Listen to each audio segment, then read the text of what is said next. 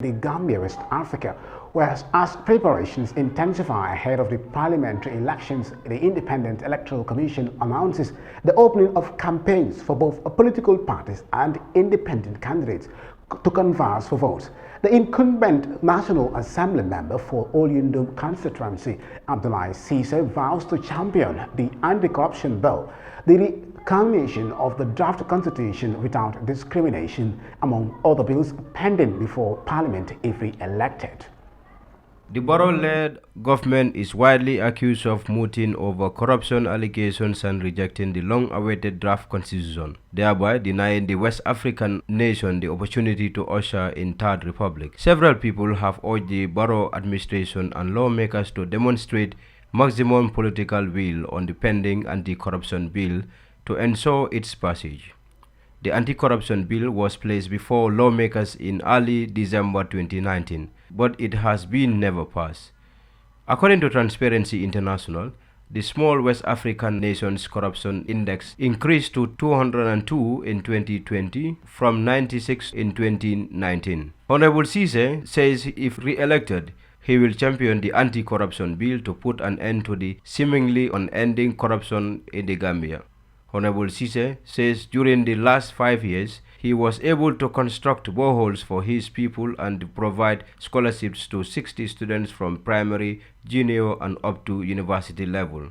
Looking for re-election because I think I have done what it takes to be re-elected to the National Assembly. I mean, going by that, you will understand that people will always ask, what have you done in your constituency? And what I have done in this constituency is just, something that anybody will wish for his or her constituency.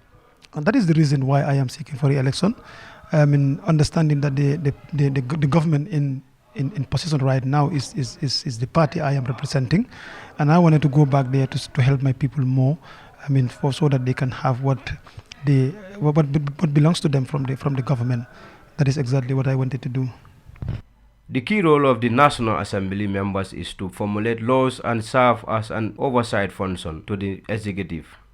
Mr. Cisse stated that aside from fulfilling his functions, he has also brought lots of development to the doorstep of his people. Yeah, aside from our function from the National Assembly, like you said, we have lobbied for projects for our people. One of them is in 2017 when we were campaigning, people asked for water a lot because they said they don't have water in their various locations.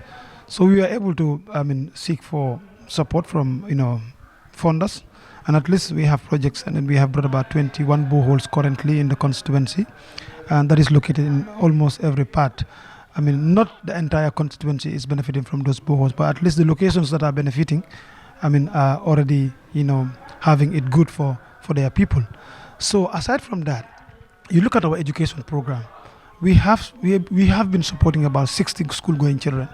We're giving them scholarships to go to school, both from primary school, junior secondary school, senior level, and up to university. As somebody we are supporting going to university, and MDI as well. If you look at our youth empowerment programs, you will realize that we have been taking part in youth empowerment projects in this constituency. One of it is when we bought jerseys from our constituency development fund, and then we sell it to the young people of the constituency. At least every community benefited from a set of jersey and football. Not many National Assembly members engage in the areas of seeking funding to disaster victims in the country, but the old Yundum representative says he has done much in these areas. It was my plan to stake a constituency tournament, but eventually that did not happen because the presidential election was just too near, and I thought it was not wise to come up with that. So that has to come later when I am re-elected, inshallah Rabbi. Aside from that, you look at the family strengthening program that we have. We have been supporting about 40 families. We've been giving them upkeep because we know not everybody is able to get food up to put food on the table. So we wanted to make sure that we continue doing those projects for the people. Aside from that, Mafuji, we have lobbied for a school. We've lobbied for a road. You can look at the Mariamakunda Highway was not there before my election in 2017. So when I came, I'm one of those who advocated for the road, and then today government has put a tar road on that place. So people from Mariamakunda are enjoying a free movement and an easy access to the markets and all the locations they wanted to go to.